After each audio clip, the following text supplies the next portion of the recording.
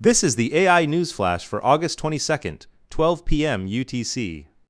Well, first up, Starcloud. The startup building data centers in orbit has added $250 million to its Series A, lifting its valuation to $2.3 billion. Manhattan West led the extension, with NVIDIA putting in roughly $25 million and Cisco Investments joining as a new backer. Starcloud raised $170 million at a $1.1 billion valuation in March, bringing its total funding to $420 million. Its first satellite, Starcloud 1, launched in November 2025, carrying an NVIDIA H100, and was the first to train an AI model in space. Starcloud 2, an 8-kilowatt compute satellite, is slated for rideshare launches in 2027, while the larger 200-kilowatt Starcloud 3 is designed for Starship. The company has asked the FCC to authorize 88,000 spacecraft totaling 20 gigawatts. CEO Philip Johnston said one of the biggest costs is now securing launch capacity, which he described as pretty constrained, and the new funds will go toward manufacturing and booking launches. With Falcon 9 scheduled to retire in 2028 and SpaceX developing its own competing AI satellite, the race for orbital compute is turning into a race for rockets. Second, Binance, the world's largest crypto exchange, has launched Agent OS, a developer platform that lets AI agents trade on users' behalf. Announced on August 20th, it connects tools such as Anthropic's Claude Code, OpenAI's ChatGPT and Codex, and Cursor, allowing agents to pull live market data, check balances, and place spot margin, convert, and futures orders. The stack has 5 building blocks: Binance's APIs, a wallet agentic hub, the X402 payment protocol, a skill hub, and a new model context protocol server. On safeguards, agents run only inside dedicated sub-accounts, isolated from the user's main holdings. Withdrawals to outside wallets are blocked by default, and users choose between approving each order or letting the agent trade autonomously.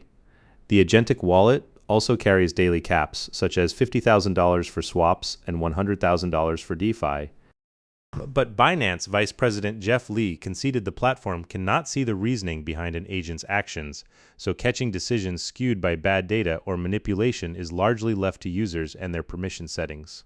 Co-founder Changpeng Zhao has called crypto the native currency for AI agents, and Binance now joins Coinbase in opening its rails to them. Third, 5 U.S. agencies, the NSA, CISA, the FBI, the Department of Energy, and the EPA have issued a joint advisory warning of an active campaign using AI-generated exploit code against Siemens industrial controllers. According to the August 19th advisory, attackers use internet scanning services like Sensis and Zoomi to find exposed S7 series PLCs running outdated software, then use AI assistants to generate Python exploitation scripts from publicly available information, disguising them as legitimate monitoring tools. The scripts embed the open-source Snap7 library and can read and write PLC memory, configuration, and ladder logic over the S7 COM protocol. Every generation from the S7 2000 to the S7 1500 is affected, including F-series safety controllers, with critical manufacturing, energy, water, chemicals, and food and agriculture named as the sectors most at risk. The agencies call this an evolution in threat actor capabilities, saying AI dramatically lowers the expertise and time needed to build working tools against industrial control systems.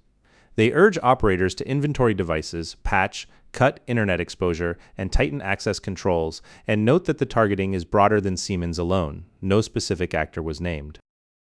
Fourth, Google is rolling out a back-to-school offer that gives college students a free year of its paid Gemini plans, now extended to more than 140 countries and territories. In the U.S., eligible students get 1 year of Google AI Pro, normally $19.99 a month, with 4 times higher usage limits, Gemini Spark, Gemini in Gmail and Docs, and 5 terabytes of storage. Outside the U.S., students in over 140 markets get a year of Google AI Plus with access to Gemini Omni and 400 gigabytes of storage, and a localized announcement for India went out today. Google also opened a student hub at gemini.google.com/students with study notebooks that use diagnostic quizzes to build bite-sized study plans, syllabus to calendar, scheduling that adds exam and assignment dates to Google Calendar, interactive 3D visualizations for complex topics, and deep research inside Gemini Live. The offer runs through December 31st, 2026, with age requirements and shared verification for some deals, and a Google AI Pro Plus YouTube Premium bundle is discounted by up to 70% in select markets, as Google, OpenAI, and Anthropic compete to lock in student users for the new academic year. That's all for this AI News Flash.